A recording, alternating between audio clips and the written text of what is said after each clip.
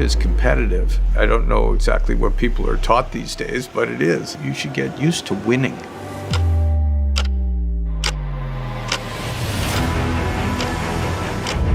Stephen Schwarzman is the 37th richest person in the world, worth a whopping $26 billion. The first rule is don't lose money.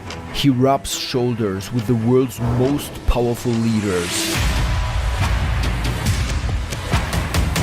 And yet, he's not a household name. In fact, outside of finance, no one's even heard of him.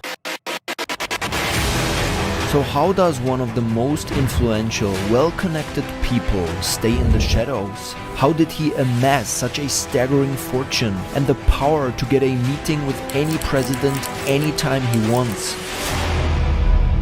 One word: Blackstone. The largest alternative investment empire in the world. One of the most powerful private equity firms, its reach spans far and wide, and Schwarzman sits comfortably on the throne. But it wasn't always like this. He had to grit his teeth through hardship. Schwarzman's road to world domination is paved with embarrassing failures, and he's still clawing his way there. We lost all of our money. And this was beyond traumatic. I don't like failure. I'm not used to it. We all have it.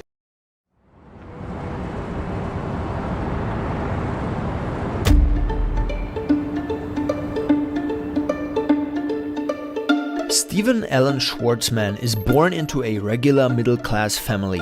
They personify the American dream. Through hard work and sheer force of will, they've built a home goods business from nothing. With time, it's become one of the most successful in the area. Entrepreneurship clearly runs in the blood. Stephen strikes out at the age of 14 and starts his own company, a lawn mowing service where his brothers mow and he drums up business. He also sells candy door to door, but he still spends most of his time in the family shop. For 10 cents an hour, he does odd jobs, everything from selling handkerchiefs to packing curtains. You see, Joseph, Stephen's father, inherited the store from his dad. When he was young, he helped his own dad run it, and now Joseph spends his life running it. But young Stephen hates the store. He spends years doing the same mind-numbing tasks. It feels beneath him. Still, Stephen recognizes the success of the family business and he senses an opportunity. If it works in Pennsylvania, why not Chicago, New York? But when he brings these expansion plans to his dad, he won't hear it. He tries explaining it, but young Stephen can't wrap his mind around it. And Schwarzman wants to build an empire, and he's ready to fight wars to get there. Stephen doesn't understand how his father can be content with a mediocre life. He has wild ambitions, dreams of grandeur, and he will soon prove that deep inside he has what it takes to become a successful finance entrepreneur. In high school, he runs for president. Of the student council, that is. You did something that's quite audacious. You applied to Harvard, Yale, and I think Princeton, and Harvard did not accept you. So you then got out some coins and called the director of admissions at Harvard and said, you made a mistake. In 1966, he ends up going to Yale University, one of the most prestigious universities in the world.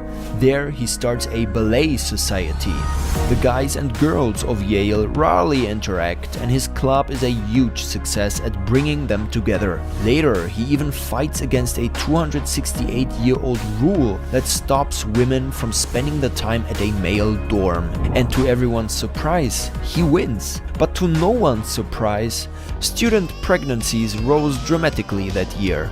Needless to say, he becomes very popular at Yale, even getting invited into one of Yale's most secretive and exclusive societies, the Skull and Bones Club. In 1969, he graduates from Yale, does a brief stint in the army before finally landing at his dream university, Harvard Business School. All roads lead to Wall Street, and armed with his master's in 1972, Stephen's finally ready for it, or at least he thinks. Little does he know he's about to be challenged with one of the hardest tests finance has to offer, an investment banker's trial by fire. Stephen's first job interview is with Donaldson, Lufkin & Jenrette, an investment bank. When they tell him the pay is $10,000 a year, he has the balls to ask for more. Why?